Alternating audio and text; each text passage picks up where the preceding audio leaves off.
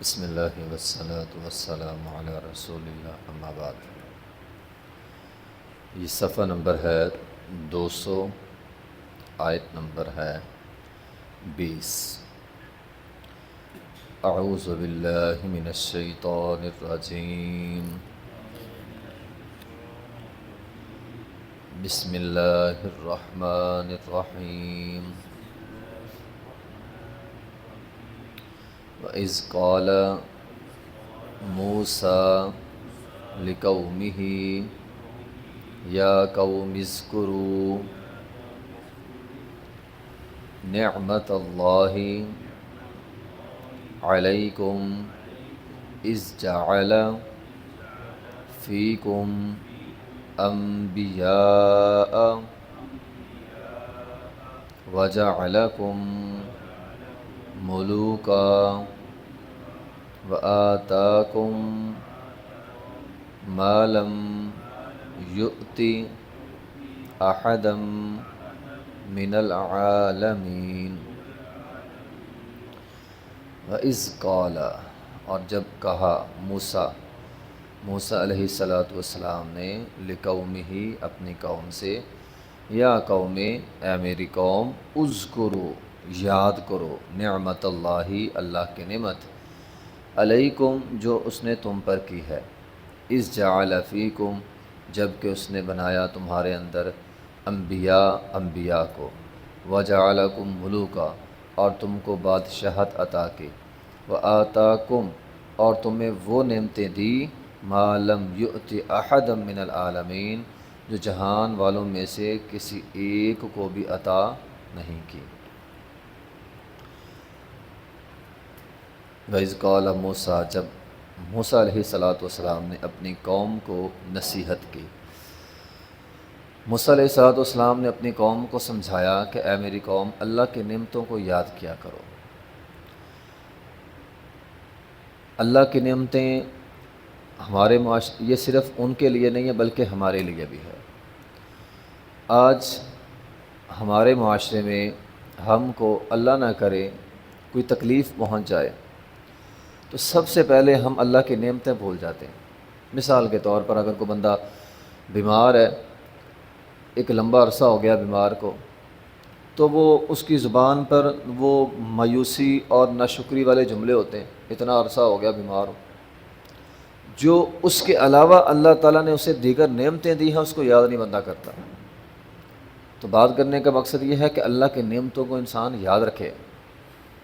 اگر اسے نوکری نہیں مل رہی، بھئی نوکری تجھے نہیں نہ ملی، اتنا عرصہ ہو گیا، باقی نعمتیں تو اللہ کے ہیں نا تیرے پاس، صحت ہے، تندرستی ہے، چل سکتا ہے، پھر سکتا ہے، کتنی نعمتیں اللہ نے دی ہیں۔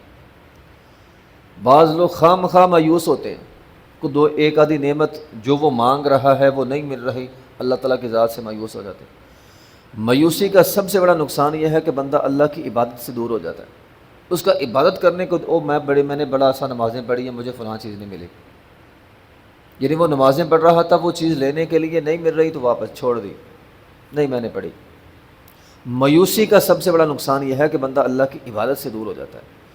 اور اگر آپ اللہ کی نعمتوں کو یاد رکھیں، کوئی بات نہیں، خیر ہے، یہ 2-4 نعمتیں میں مانگ رہا تھا، یہ نہیں مل رہی، اس کے علاوہ بہت ساری نعمتیں اللہ نے دی ہیں، اس کا سب سے بڑا فائدہ یہ ہے آپ اللہ کا دل سے شکر ادا کرنے والے بن جائیں گے، اور جب دل کے اندر شکر ہو، عبادت کرنے کو دل کرتا ہے۔ اب دیکھو قرآن مجید میں اللہ تعالیٰ نے یہ باتیں بڑے واضح انداز میں سمجھائی ہیں۔ ایک موقع پہ اللہ تعالیٰ فرماتے ہیں، واللہ اخرجکم من بطونکم امہاتکم، تم مانگتے ہو نوکری، تم مانگتے ہو صحت، اور اگر نہ ملے مایوس ہو جاتے ہو۔ یہ تو غور کرو کہ ہم نے تمہیں تمہاری ماؤں کی پیٹوں سے نکالا، تم تو کچھ بھی نہیں تھے، لا تعلمون شیئا کے الفاظ ہیں، تم کچھ بھی نہیں تھے، تم کچھ جانتے بھی نہیں تھے، تمہیں پتہ ہی نہیں تھا۔ اسپتالوں میں جائیں، چھوٹے چھوٹے بچے، معصوم بچے، وہ شیشے کے اندر بند ہوتے ہیں، معمولی حرکتیں کرتے ہیں، اسے دنیا جہان کا کچھ نہیں پتہ۔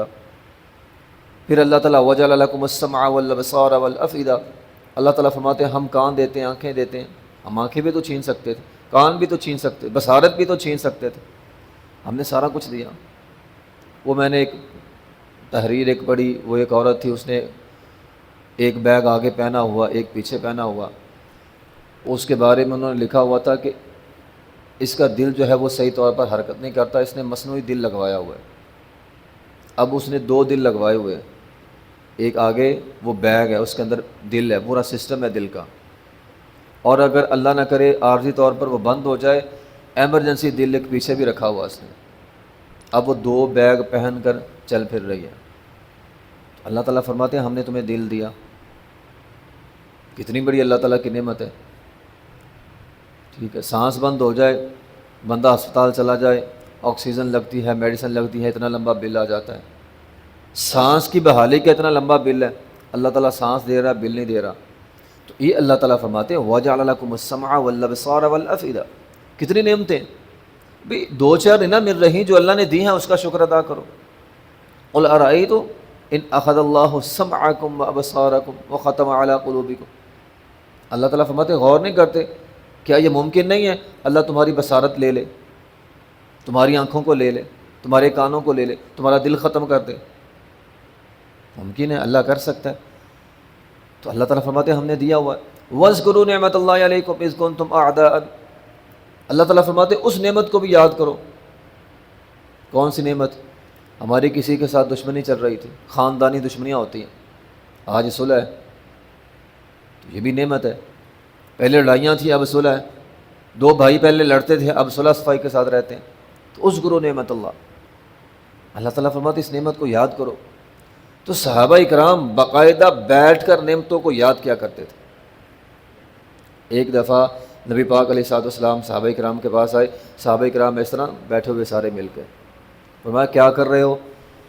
کہا اللہ کے رسول اللہ کی نعمتیں یاد کر رہے ہیں۔